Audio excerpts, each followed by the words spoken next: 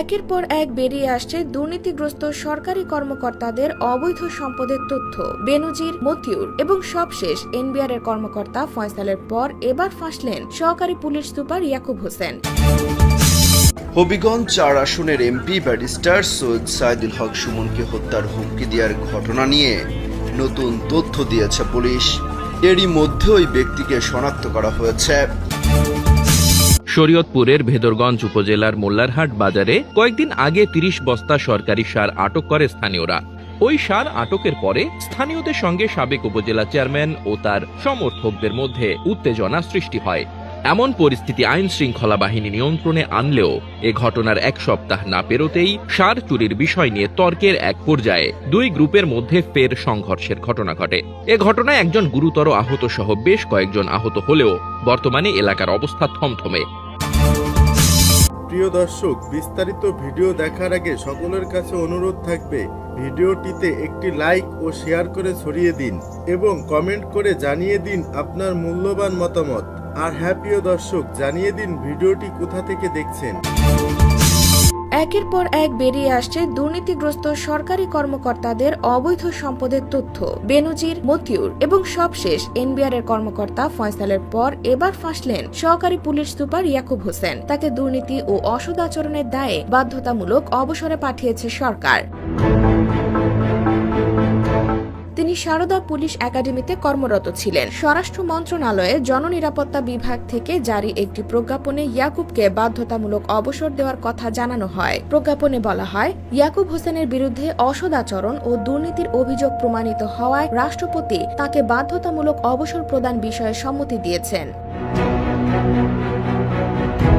এতে বলা হয়, কুষ্টিয়া জেলার মিরপুর সার্কেলে কর্মরত অবস্থায় ইয়াকুব আর্থিকভাবে লাভবান হওয়ার অসৎ উদ্দেশ্যে একটি টিম গঠন করেন। এসআই জীবন বিশ্বাস, কনস্টেবল আলামিন, কনস্টেবল মোহাম্মদ আব্দুস সবুর, গাড়ি চালক কনস্টেবল সামিউল ও কনস্টেবল অনিক এই টিমের সদস্য ছিলেন। ২০১৯ সালের ১৯ জানুয়ারি এসআই জীবন বিশ্বাস ও অন্যান্য পুলিশ সদস্যরা পূর্ব পরিকল্পনা অনুযায়ী মিরপুর পৌর এলাকার মোশাররফপুর ৩ নম্বর ওয়ার্ডের লিপি কমিশনারের বাড়িতে আকস্মিকভাবে যান।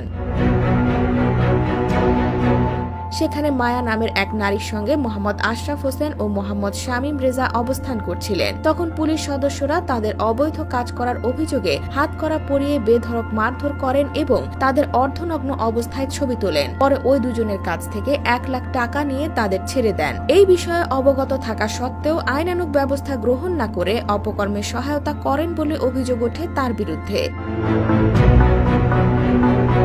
পরে ইয়াকুবের বিরুদ্ধে আনা অভিযোগ প্রমাণিত হয়। এরপর তদন্ত প্রতিবেদনের প্রেক্ষিতে তাকে বাধ্যতামূলক অবসরের আদেশ কার্যকর করা হয়। হবিগঞ্জ ৪ আসনের এমপি ব্যারিস্টার সৈয়দ সাইদুল হক সুমনকে হত্যার হুমকি দেওয়ার ঘটনা নিয়ে নতুন তথ্য দিয়েছে পুলিশ। এরই মধ্যে ওই ব্যক্তিকে শনাক্ত করা হয়েছে। তাকে গ্রেপ্তারে অভিযান শুরু করেছে হবিগঞ্জ পুলিশের একাধিক টিম। পুলিশ সূত্র জানায়, হুমকি দেওয়া ওই ব্যক্তির বাড়ি চুনারুঘাট এলাকায়। সে আদম দালাল। এরই মধ্যে হুমকিতে তার পাসপোর্টও জব্দ করা হয়েছে। সে যাতে অবৈধ পথে বিদেশে যেতে না পারে সেজন্য সীমান্তের বন্দরগুলোতে তার বিষয়ে তথ্য দিয়ে সতর্ক করা হয়েছে। পুলিশের ধারণা, ওই ব্যক্তি প্রতারক চক্রের সদস্য। সে অনেকের টাকা মেরেছে। ধারণা করা হচ্ছে এমপির কাছে ভালো থাকার জন্যই সে হুমকির নাটক সাজাতে পারে। পুলিশের সিলেট রেঞ্জের ডিআইজি শাহ মিজান শাফিউর রহমান কালবেলাকে বলেন, তারা ধারণা করছেন হুমকি দেয়া ব্যক্তি প্রতারক চক্রের সদস্য। তবে তাকে গ্রেপ্তারের পর সব রহস্য উদ্ঘাটন হবে। তখন জানা যাবে সত্যি কি এমপিকে হত্যার জন্য কোনো গ্রুপ করা হয়েছিল কিনা, হয়ে থাকলে তারা কারা, নাকি ওই ব্যক্তি নিজেই এমপির কাছে ভালো থাকার জন্য এমন নাটক সাজিয়েছিল, তাও বের হয়ে আসবে। গত শনিবার সন্ধ্যায় রাজধানীর শেরেবাংলা নগর থানায় ব্যারিস্টার সুমন তাকে হত্যা চেষ্টার অভিযোগে জিডি করেন। তাতে তিনি লেখেন, গত ২৭ জুন রাতে ৮টার দিকে তিনি জাতীয় সংসদ ভবনে অবস্থানকালে তার এলাকার ওসি তার সরকারি মোবাইল নম্বর থেকে হোয়াটসঅ্যাপ নম্বরে ফোন করেন। এ সময় তাকে জানানো হয় ৩ দিন আগে অজ্ঞাত পরিচয় ৪ থেকে ৫ জনের টিম মাঠে নেমেছে। এ সময় তাকে রাতে বাইরে বের না হওয়ার পরামর্শ দেওয়া হয়। জিডির পরও পুলিশ কোনো ব্যবস্থা না নেওয়ায় গত রোববার ব্যারিস্টার সুমন সুপ্রিম কোর্ট প্রাঙ্গণে সাংবাদিকদের কাছে ক্ষোভ প্রকাশ করেন। তিনি বলেন তাকে কেন জিডি করতে হলো, পুলিশ যেহেতু আগেই জেনেছে তারাই তার নিরাপত্তার ব্যবস্থা নেবেন।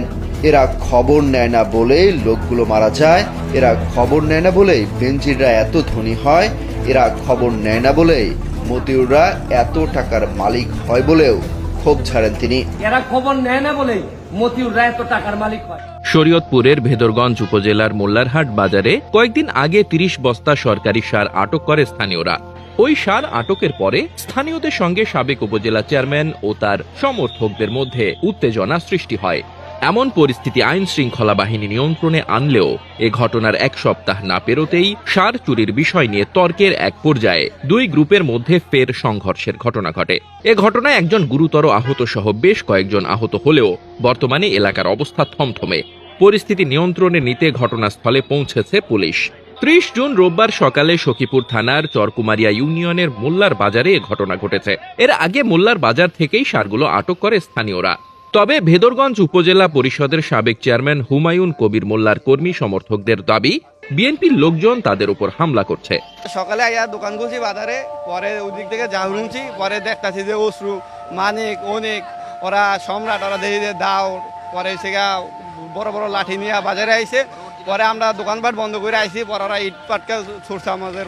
পরে আমরা অনেকে আহত হয়েছি আর কি, আমি নিজেও হয়েছি। এই সার চুরির কেলেঙ্কারির ঘটনা নিয়ে আজকে সকাল 10টার দিকে হুমায়ুন মোল্লা তার সন্ত্রাসী বাহিনী নিয়ে বা কর্মী বাহিনী নিয়ে বাজারে সাধারণ জনগণের উপর হামলা চালায়, দোকানপাটে হামলা চালায়। আর এই মানুষগুলা তারা অনেক দূর দূরান্ত থেকে ভাড়া করে আনছে হুমায়ুন মোল্লা, এবং আইনা আমাদেরকে একটা হুমকি দামকি দেওয়ার চেষ্টা করতেছে যাতে করে এই সার চুরির এই কেলেঙ্কারিটা ধামাচাপা পড়ে আর কি। এই কারণে এখন আমরা চরকুমারিয়া ইউনিয়নবাসী খুব ভীত সন্ত্রস্ত আছি যে কেউ যদি বাজারে আসলে যদি কারোর উপর যদি হামলা হয়, এই কারণে আমরা খুব ভয়ে আছি। এই কারণে আমরা সখীপুর থানা এবং শরীয়তপুর ডিসি মহোদয়ের দৃষ্টি আকর্ষণ করে বলছি যে আপনারা এটা সুষ্ঠু তদন্ত করবেন এবং সুরাহা করবেন, যাতে আমরা চরকুমারিয়াবাসী সহ আমাদের যে ভেদরগঞ্জ উপজেলাবাসী আছি সবাই যাতে সুষ্ঠু এবং শান্তিতে এই দেশে বসবাস করতে পারি। আমরা চাই এটা সঠিক একটা তদন্ত এবং একটা বিচার। আমি সারটা কিছুই পাইনি, আমি দীর্ঘ এতটুকু বয়সে আমি কিছুই পাইনি। বিগত 35 বছর ধরে এই চুরিদারির ভিতরে অবস্থা, এদের অত বড় কোনো ব্যবসা বাণিজ্য নাই। এরা মূলত এরা এই পরিষদ ব্যবহার করে এই চুরিদারি করি, এদের কাম হলো এই চুরিদারি করে খাওয়ান্তি। উপজেলা চেয়ারম্যান ফেল করিয়া পুরা মাথা নষ্ট হয়েছে। এখানে নিজেই অনেক সন্ত্রাস হয়ে গেছে, সন্ত্রাস নিজে হুমকি দেয়, নিজেই সরাসরি ফিল্ডে আসে। স্থানীয় ও সংশ্লিষ্ট সূত্রে জানা যায়, মোল্লারহাট বাজারে গত 24 জুন বাংলাদেশ কৃষি উন্নয়ন কর্পোরেশনের 30 বস্তা সার বিক্রির জন্য নিয়ে আসা হলে বাজার থেকে সারগুলো আটক করে স্থানীয়রা। সার আটক করার পরে চরকুমারিয়া ইউনিয়ন পরিষদের 7 নম্বর ওয়ার্ড সদস্য দানু মিয়া হাওলাদার সারগুলো ইউনিয়ন পরিষদে নিয়ে যেতে চাইলে স্থানীয়দের তোপের মুখে তার সম্ভব হয়নি।